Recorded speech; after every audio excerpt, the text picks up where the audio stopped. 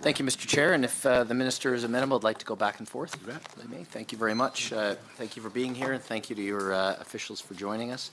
I'm going to start with the Springbank off-stream reservoir, SR1. I see that there's funding in the budget, and you have talked earlier today about the fact this project continues to be a priority for your ministry, and I'm very glad to hear that. But I want to report to you on behalf of my constituents and also folks I've talked with in the broader business community in downtown Calgary, and also people downstream who will very much take an interest in the pace at which this project is moving ahead. There's a lot of frustration about the fact that this is now going on 5 years from one of the largest natural disasters in our province's history. Every spring, people cast their eyes to the mountains and see the snowpack, this year in particular, and they are concerned about the risk of flooding every year. So the project does remain on the books, but can you just confirm for us what, as simple in as simple terms as possible, what's the timeline? When is this project going to be complete? As I mentioned earlier in answer to Grand Prairie Wapiti, I've asked the department to conduct a detailed analysis of the timelines to ensure that our timelines are current and accurate and take into account all of the potential factors that may lead to delay. I should say that ultimately, given the level of opposition from the landowners and from the Tsuut'ina, court challenges are likely, which are beyond our control, and could potentially add to the timelines in terms of getting the project underway. Thank you very much. So, that being said, I want the latest information in terms of what all of the potential risks are, and I want to be able to share that publicly. Okay. Do you have a timeline as to when we're going to see that analysis? I think within a couple of. Well, I hate to say for sure, because it has to be something that I'm satisfied has covered the waterfront, if you know what I mean. But it should be months. Okay. So, but you remain committed to this project. I mean, earlier on you'd said that you compared it to the McLean Creek in particular, the McLean Creek project being further upstream, therefore less effective, more of an impact in a provincial park and other more sensitive environmental areas, and as a result of both of those things and just the design of it, also more expensive. I continue, and I was pleased to see my colleague from the UCP agreeing with that perspective as well. So I guess I would just like to dive in then to where we are in the regulatory approval process. I understand that recently your ministry filed an updated environmental impact assessment in response to the questions that SIA had asked. Yes. Are you confident this filing is accurate? Do we expect more information requests back from SIA, or do you feel like this I'm hoping that if there are any, they're relatively minor in nature. We've comprehensively reviewed the comments that SIA made with respect to the first filing. We've introduced or we've added a very well-respected environmental consulting company, Golder & Associates, to oversee the work of Stantec in terms of the preparation and filing of the resubmission, which has now occurred. And we've done a number of things on the government side to ensure that the management and oversight of this project is of first rate. So we've established a deputy minister's committee to provide additional oversight from across ministries. I mentioned Golder and Associates. We've established an expert technical team that will be positioned to rapidly respond to any further requests for information that SIA might have. And we're prepared to pre-qualify contractors to ensure that the project can be tendered immediately following regulatory approval. And we're actively considering other alternatives that would increase the assurance that the project will be approved, but also that we're looking for ways to find improvements on the timeline to make sure that it proceeds as quickly as possible. Okay. Well, it sounds encouraging, so I'll just go down that path then. You say it's a DM's committee. I assume that means it's deputy ministers.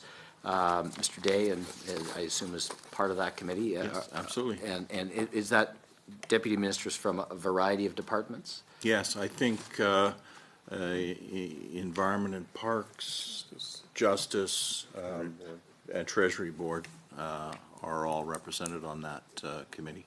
Okay, well that's encouraging. Can you speak any at all? And I recognize some of this may be either in development or just sensitive or something you perhaps can't share, but to the degree you can, I'd like to know more about some of the specific actions you feel you can take to compress the timeline.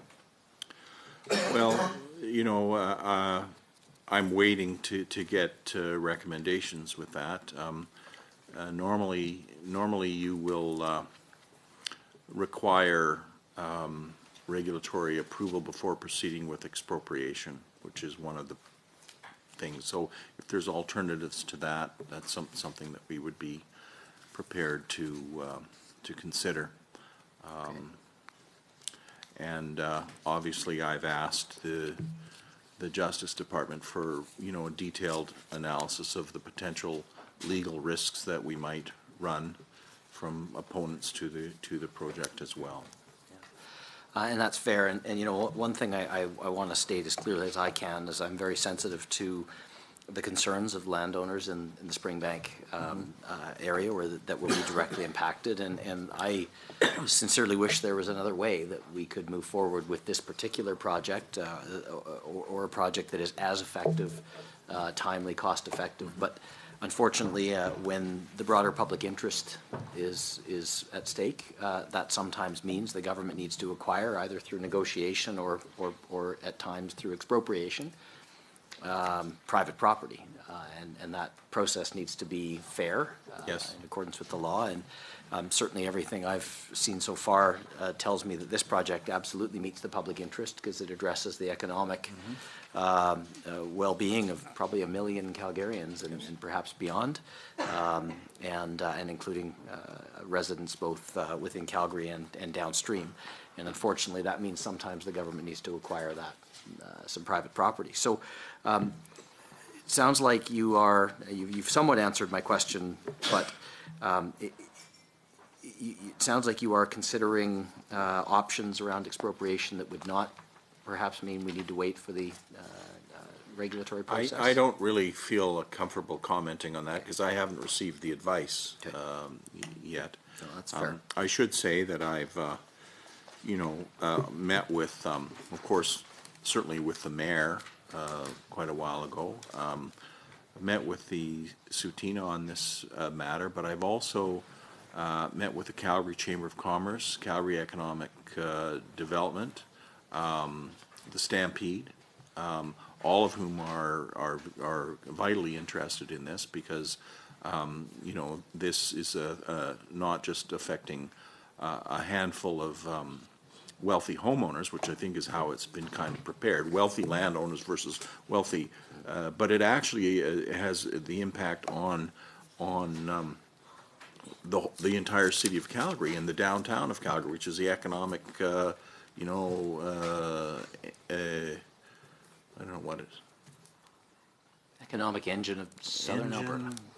I don't want to disparage our oil sands thing. You know what I'm saying? They work hand in hand. That's where that's where the financial and business decisions are made for the province, and much of that area of downtown Calgary is on a floodplain and is at risk, billions and billions of dollars worth worth of investment that is there, and the impact that it could have on the Alberta economy is critical. So I've been working to try and mobilize the business community, particularly in Calgary, around this, so that it's not just, you know, the good people of Elbow Park that are fighting to get this project built. We need to work to build broad support across the city of Calgary for this project to go ahead. Yeah. And are you finding that support from Calgary's business Absolutely. community? Good, good. In terms of acquiring parcels of land that are required, my recollection from our previous discussions is that there were 3 parcels of land that were acquired previous. Three-quarter sections. Is that still the current status of land that's been acquired, or have you acquired more I don't land? think there's any new. No, that's all we've required. Yep. That's it. Yep. All right. So in the filing submitted to SIA, the most recent documents that I was able to download, the project timeline that's part of that figure 317 in those documents, the timeline has environmental assessment and engineering through calendar 2017. Of course, it's now into the second quarter of 2018. And then land acquisition running from the first quarter of 2017 through the first quarter of 2019. With the regulatory process running through calendar 2018. Can you comment at all on whether you feel, and ultimately this timeline has us functionally operational in the first quarter of 2021, which of course, what matters of course is whether there's protection in the springtime. Yes. So there'd be some functionality to a 1 in 100 flood level by spring of 2021, and fully final completion, able to accommodate water volumes equal to the 2013 flood by the first quarter of 2022. Is that still our timeline? Well, as I said, Honourable Member, I've requested the department evaluate those timelines to make sure that they're still current and still valid. And when I have that information, I'm going to make it available. Okay. I look forward to seeing that as soon as possible. I know everyone else does. I have to say I am concerned about the timeline. So the provincial process as well. We haven't talked much about the provincial regulatory process. There's a federal process through SIA, and then the provincial process through the Natural Resources Conservation Board, or NRCB. And I understand they have also asked for a supplementary information request and sent your department a letter, I believe, on the 21st of February. Can you comment on where you are in terms of responding to this provincial information request and what impact that may have on the timeline? So we are responding to that as part of the new environmental assessment report that we filed in March. So we're working with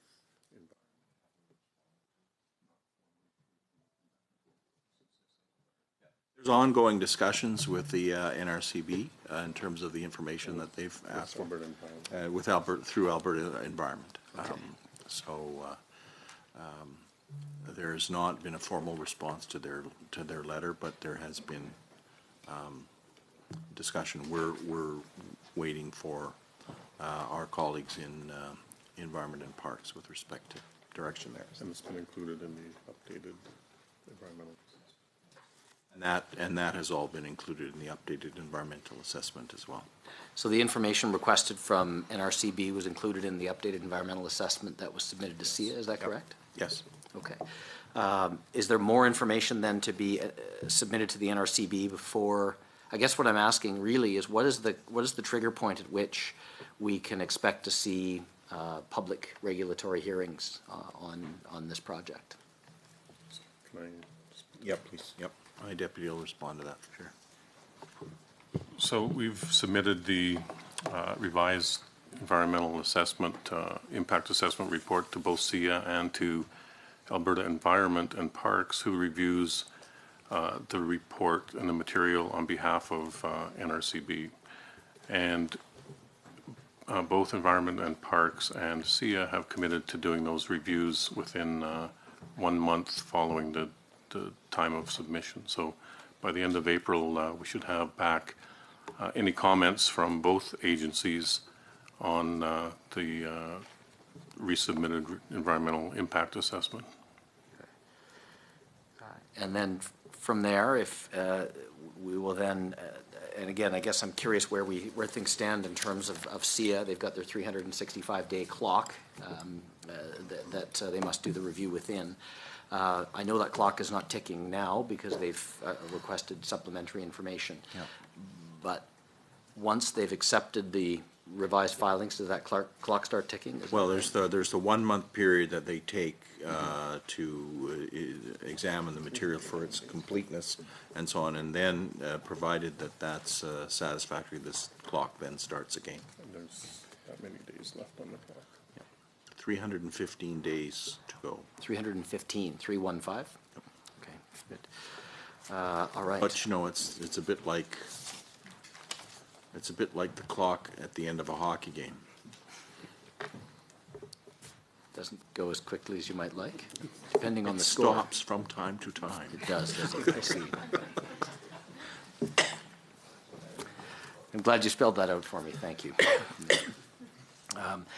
In terms of anticipated costs, then, just again to clarify, there's $130 million in the budget this year, and that is for land acquisition exclusively, or is there other, are there other things that?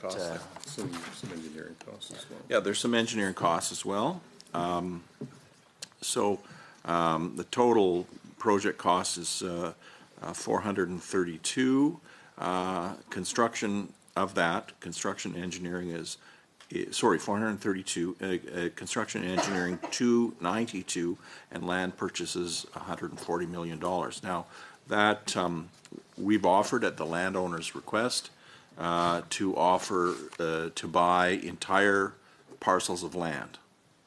Some of the land that we need only takes up a small fraction of a quarter section, and they were crying foul about that. So we offered then to sweeten the offer and buy all parcels of land, and we would hope then so that moves the project itself. The imprint of the project itself requires 3,600 acres, but entire parcels take that up to 680. If that was accepted by the landowners, we would hope to recoup $60 million of that from selling remnant parcels. However, we haven't seen any movement on agreement to purchase on that basis. If we go to expropriation, we only expropriate the land that we actually need for the project. So that additional funding for entire parcels would no longer be on the table. So that's up to the landowners to decide. Okay, and is there a timeline on that decision? On what decision? As in, have we sort of said that's an offer that's on the table until a certain point in time? Well, to the point where we have to begin expropriation, then it's not on the table anymore. Okay, good. Thank you. The relations with Tsuut'ina Nation are obviously very important in ensuring they have been properly and fully consulted and allowed input into this project. You alluded earlier to some of that consultation. Can you give us an update on what specifically you're doing to ensure that Tsuut'ina Nation is being fully and properly consulted as part of this project? Well, there was extensive consultation with Tsuut'ina over the course of this project, and we've had some open houses and so on subsequently. They have indicated that they oppose the project. They've indicated they're working on some alternatives for flood mitigation that might take place on their existing land. We have not seen that, and we're not sure where that's at. But there have been we funded study for them to look at their traditional land use, to look, so they've walked the land several occasions looking for artifacts, looking for traditional sites and so on. So we've funded that, and I think that's been submitted to them, submitted to SIA, has it not? Yep. Thank you, Minister. We'll now